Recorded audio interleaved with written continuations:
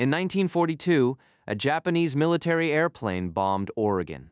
It did not come from an aircraft carrier, it came out of a submarine. Before sunrise, the pilot crossed the American coastline and dropped incendiary bombs meant to start a forest fire big enough to frighten people far from the Pacific front.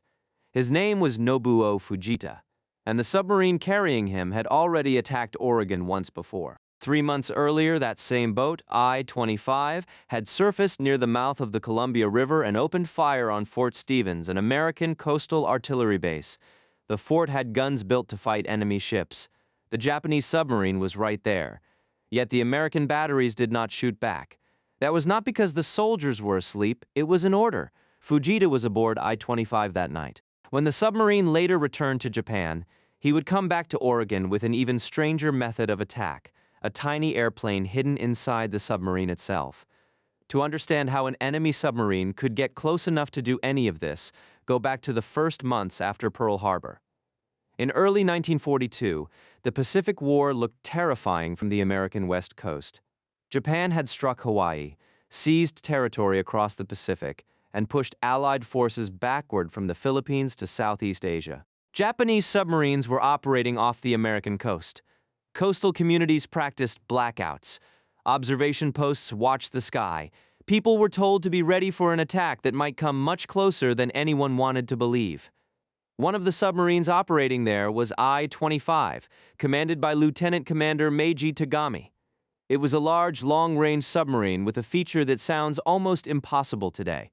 Hidden inside a cylindrical hangar was a small two-man floatplane. The aircraft could be taken apart, stored inside the submarine, assembled on deck, and launched by catapult. The airplane was a Yokosuka E14Y, known to the Americans by the code name Glenn. It was not built to fight its way through squadrons of enemy aircraft. It was an observation machine, light enough to travel with a submarine, and useful for scouting places the submarine itself could not see. That combination gave I-25 a strange ability. It could approach a coast underwater, surface far from shore, build an airplane on its deck, send that airplane inland, then recover it from the sea. But before I-25 used that ability to bomb Oregon from the air, it tried something much simpler. On the night of June 21, 1942, I-25 surfaced off northern Oregon near the mouth of the Columbia River. Its target was Fort Stevens, part of the American defenses guarding the river entrance. The submarine opened fire. Japanese accounts said 17 shells were fired. Investigators later found evidence of fewer explosions on land. Either way, the attack produced far more shock than destruction. Shells landed around the fort, including near a baseball field. Damage was light inside Fort Stevens. American crews wanted to answer. They had coastal guns. They had a target at sea. They had just been attacked on American soil. But the order came down to hold fire. The reason was cold military logic. The commander did not want to reveal the number, exact positions, and capabilities of the American coastal batteries to a submarine that might only be probing the defenses before a larger attack. Firing back could tell Japan exactly what waited at the mouth of the Columbia. So the soldiers watched the shells fall and stayed silent. For the Japanese, the attack caused almost no meaningful military damage, but it proved something uncomfortable. An enemy submarine had reached the continental United States, fired on an American military installation, and escaped. Fort Stevens had just become the first continental American military installation attacked by a foreign power since the War of 1812. Then I-25 returned to Japan. And there, the idea became more ambitious. Only 2 months earlier, American bombers under Lieutenant Colonel James Doolittle had struck Tokyo and other Japanese cities. The physical damage from that raid was limited, but its psychological effect was enormous. Japan had been shown that its home islands were not untouchable. Now, Japanese planners wanted a psychological answer on American soil. The Pacific Northwest offered a target that did not require destroying a city or sinking a warship. Its forests could become the weapon. The plan was to use I-25's tiny floatplane as a bomber. If incendiaries could ignite a major forest fire in Oregon, the flames might spread across huge areas, force American resources into firefighting, and create panic by proving that Japan could reach the mainland from the air. And Fujita was not merely handed a bizarre mission. He had already promoted the idea of turning small submarine observation planes into bombers against targets such as American West Coast bases and the Panama Canal.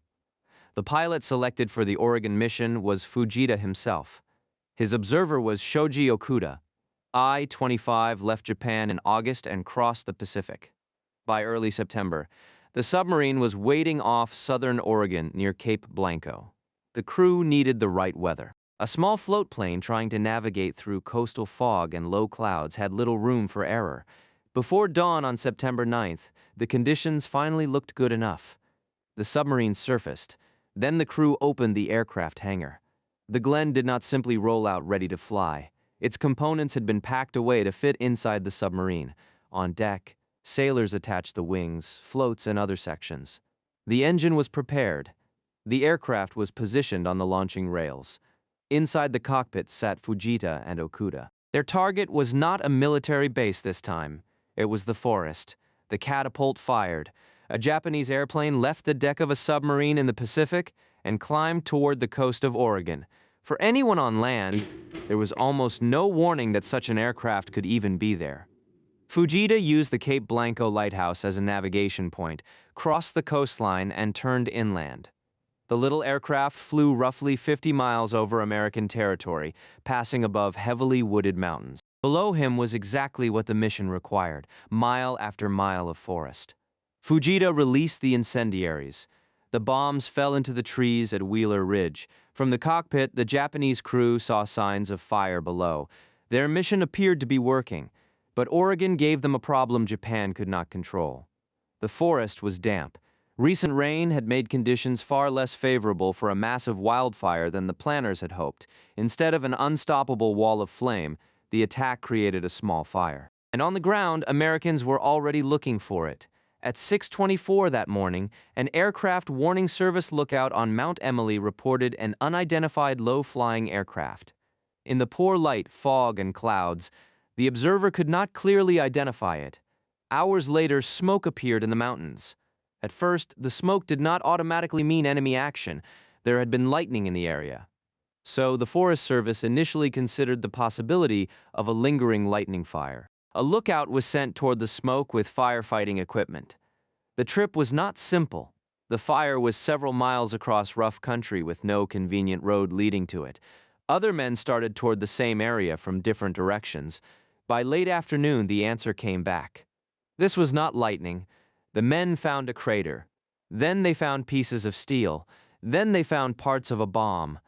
The small fire was under control, but the discovery transformed the incident. A strange airplane heard over Oregon that morning was now evidence of an actual enemy air attack on the continental United States. Military investigators examined the fragments, Japanese markings, and the construction of the bomb confirmed what had happened. These flights would become the only enemy bombings of the continental United States by manned aircraft during the Second World War. While the search was unfolding on land, Fujita and Okuda were trying to get back to I-25. They flew out over the ocean and found the submarine waiting offshore. Fujita landed the floatplane on the water beside it. The crew used a derrick to lift the aircraft aboard, then began taking it apart again so it could disappear back inside its hangar. The operation had worked, but I-25 was not safe yet. An American patrol aircraft spotted the submarine. As I-25 submerged, the plane attacked with bombs. One explosion caused minor damage, while the submarine escaped beneath the surface. So within hours, the mission had gone from a secret launch to a bombing over Oregon to a hurried recovery at sea to an American counterattack, and the Japanese still were not finished. 20 days later, Fujita flew another mission over Oregon and dropped 2 more incendiary bombs. Those bombs did not produce the result Japan wanted either. They were never recovered, and the second attack was not immediately publicized. The hoped-for inferno never came. No Oregon City burned. No giant forest fire consumed the Northwest. The physical damage from the manned bombing raids was tiny, but measuring the operation only by the size of the fire misses what made it extraordinary. Japan had demonstrated that a submarine could carry a manned aircraft across the Pacific, hide offshore, launch that aircraft, penetrate American airspace, attack the continental United States, recover the plane, and escape. The first raid worried American authorities enough that patrol aircraft were increased, and investigators even searched remote lakes in southwest Oregon, concerned that Japanese floatplanes might use them as hidden landing sites. The attacks also exposed the strange reality of homeland defense in 1942. America was becoming the industrial center of an enormous global war, yet parts of its own Pacific coastline could still be reached by an enemy submarine operating almost alone. I-25's aircraft raids did not become the beginning of a sustained bombing campaign.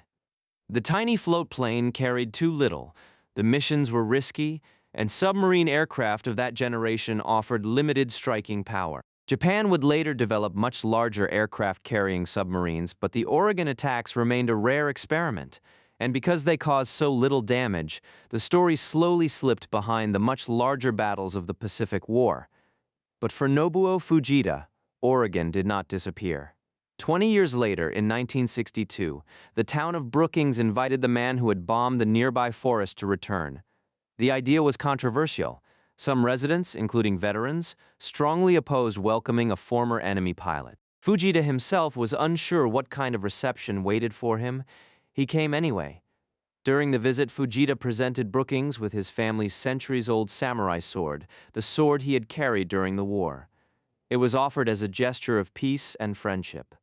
Over the following decades, Fujita maintained a relationship with the community. In 1992, 50 years after the bombing, he returned again and planted a redwood seedling near the place